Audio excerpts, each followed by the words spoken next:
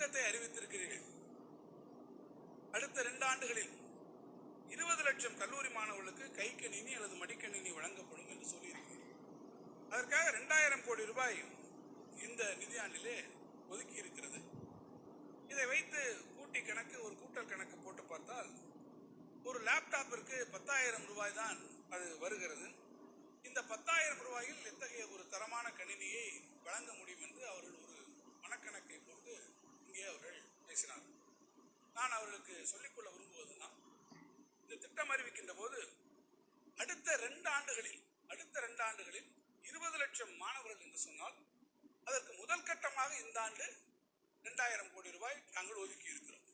அப்படி என்றால் அடுத்த ஆண்டு வருகிற போது மேலும் அதற்கு 2000 கோடி ரூபாய் ஒதுக்குற போது இப்போது நீங்கள் அந்த கணக்கை கூட்டி கழித்து பார்ப்பீர்கள் என்று சொன்னால் அந்த கணக்கில் உங்களுக்கு வரும். எனவே மாணவர்கள் விரும்பி அந்த மடிக்கணினியை பயன்படுத்தக்கூடிய அளவிற்கு ஒரு தரமான மடிக்கணினியை வழங்கிட இந்த அரசு உறுதி கொண்டிருக்கிறது. எனவே தரம் குறித்த கவலை உங்களுக்கு நிச்சயமாக தேவையில்லை என்பதையும் நான் சொல்லுவேன்.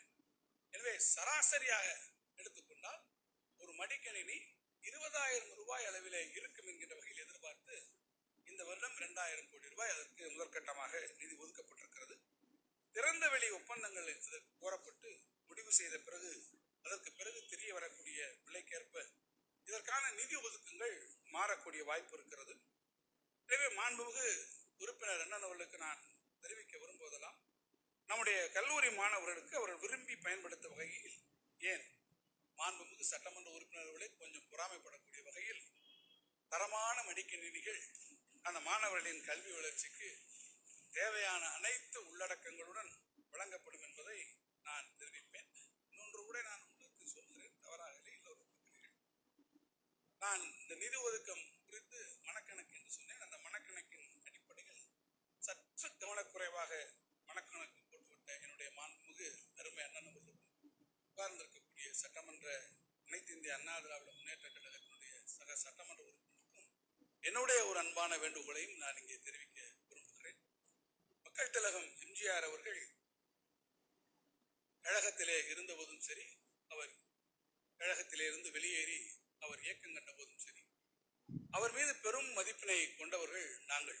சொல்ல வேண்டும் என்று சொன்னால், வந்திருக்கிறாரே நம்முடைய மாண்புமிகு முதலமைச்சர் அவர்கள், அவரிடத்திலே மக்கள் திலகம் எம்ஜிஆர் அவர்கள் மிகுந்த அன்பினை நேரடியாக கொண்டவர்கள்.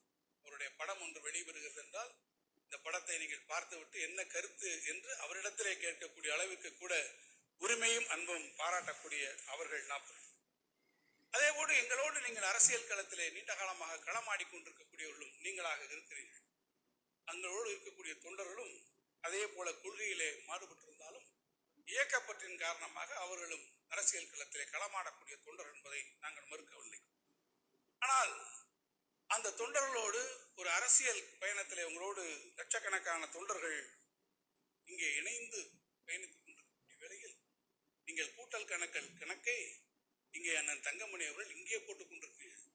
ஆனால் உங்களுடைய கூட்டல் கழித்தல் கணக்கை எல்லாம் வேறு ஒரு இடத்திலே உட்கார்ந்து இன்னொருவர்கள் போட்டுக் கொண்டிருக்கிறார் என்பதை நீங்கள் மறந்துவிடக்கூடாது.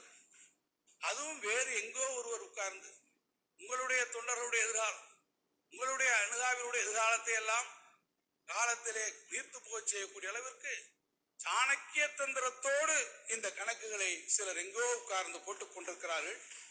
நான் அண்ணன் அவர்களுக்கு கேட்டுக்கொள்வேன், இந்த மடிக்கணினி விவகாரத்தில் சற்று கவனக்குறைவாக நீங்கள் இருந்து விட்டதைப் போல உங்கள் மடியிலே இருக்கக்கூடிய கணத்தை பறித்துக் கொள்ள நினைப்பவரிடமிருந்தும் நீங்கள் அனைவரும் சற்று கவனமாக இருக்க வேண்டும் என்பதை நான் உங்கள் மீது இருக்கக்கூடிய உரிமை அன்பின் காரணமாக இங்கே கேட்டுக்கொள்ள விரும்புகிறேன். பேரவை தலைவர் அவர்களே,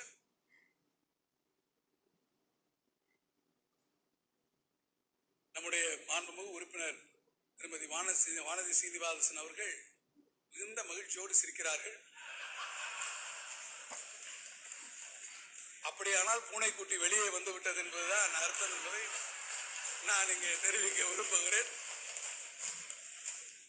பேரவை தலைவர் அவர்களே, அதேபோல இந்த அவையிலே தமிழர் நிதி நிர்வாகம் தொன்மையும் தொடர்ச்சியும் என்கின்ற ஒரு புத்தகம் இங்கே உங்களிடத்திலே வைக்கப்பட்டிருக்கிறது. முதன்முறையாக எக்கனாமிக் சர்வே குறித்திருக்கக்கூடிய அந்த ரிப்போர்ட் நாம் குறிப்பாக இந்த இரண்டு ஆவணங்களும் இன்றைக்கு பரவலான வரவேற்பை எல்லா தரப்பிடத்திலிருந்தும் பெற்றிருக்கிறது.